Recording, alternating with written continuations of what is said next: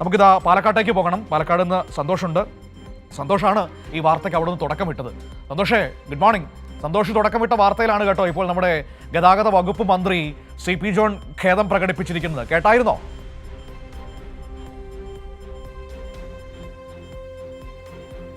കേട്ടിരുന്നു. കേട്ടപ്പോൾ അത്ഭുതം തോന്നിയൊരു കാര്യം, ഇന്നിപ്പോ മെനഞ്ഞാന്നാണ് ഏതാണ്ട് ഒരു 10 മണിയോടുകൂടി പാലക്കാട് ജില്ലയിൽ അദ്ദേഹം ആ വിവാദമായൊരു പ്രസംഗം നടത്തുന്നത്. അപ്പം അതിൽ പറഞ്ഞ പലതും കേട്ടപ്പോൾ അത്ഭുതം തോന്നി. വസ്തുതയ്ക്ക് നിരക്കുന്നതല്ല. അതിൽ ഒന്നാമത്തേത് അതൊരു ചെറിയ സമ്മേളനമായിരുന്നു എന്ന് അദ്ദേഹം പറഞ്ഞു എന്നതാണ്.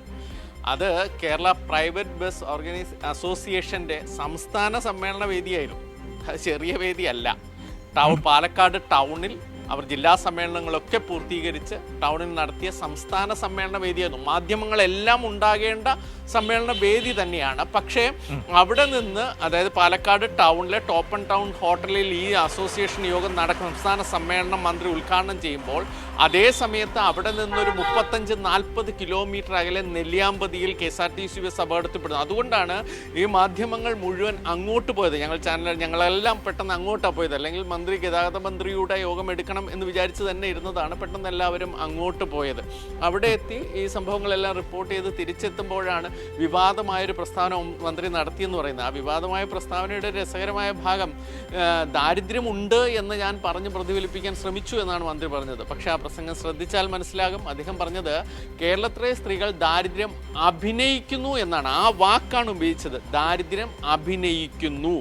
അതുകൊണ്ടാണ് അവർ സ്വകാര്യ സ്കൂളുകളിൽ വലിയ ഫീസ് കൊടുത്ത് കുട്ടികളെ പഠിപ്പിക്കുന്നു, പക്ഷേ KSRTCയിൽ പൈസ കുറവാന്ന് പറഞ്ഞ് തള്ളിക്കയറുന്നു എന്ന് പറഞ്ഞത്. അതായത് അതുകൊണ്ട് അത്തരം വിചിത്ര മനോഭാവം എനിക്ക് മനസ്സിലാകുന്നില്ലെന്നാണ് മന്ത്രി പറഞ്ഞത്.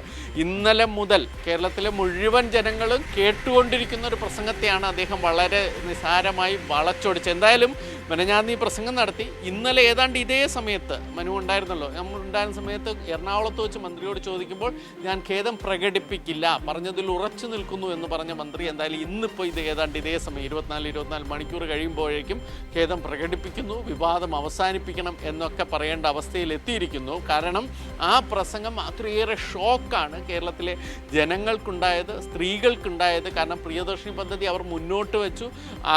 അവർ തന്നെയാണ് ഇത് വലിയ രീതിയിൽ കൊട്ടിഘോഷിച്ചത്. സ്ത്രീ ശാക്തീകരണം എന്നൊക്കെ പറഞ്ഞത്, മിച്ചം വരുന്ന പൈസ ചിട്ടി പിടിക്കണമെന്നൊക്കെ പറഞ്ഞ് ആഘോഷിച്ച ഒരു പദ്ധതി. അതിലേക്ക് ജനങ്ങൾ പോയി തുടങ്ങി, കൂടുതൽ പേർ യാത്ര ചെയ്തു തുടങ്ങി. അപ്പോഴേക്കും അവഹേളിക്കുന്ന തരത്തിൽ, തള്ളിക്കയറുന്ന സ്ത്രീകൾ എന്ന തരത്തിൽ, വെറും എന്താ പറയുക, സൗജന്യത്തിന് വേണ്ടി വരുന്ന ജനങ്ങൾ എന്ന രീതിയിൽ മോശം പരാമർശം നടത്തിയ കേരളം മുഴുവൻ കേൾക്കുകയാണ്. ഇന്ന് കൂടുതൽ വിമർശനങ്ങൾ വരികയാണ്.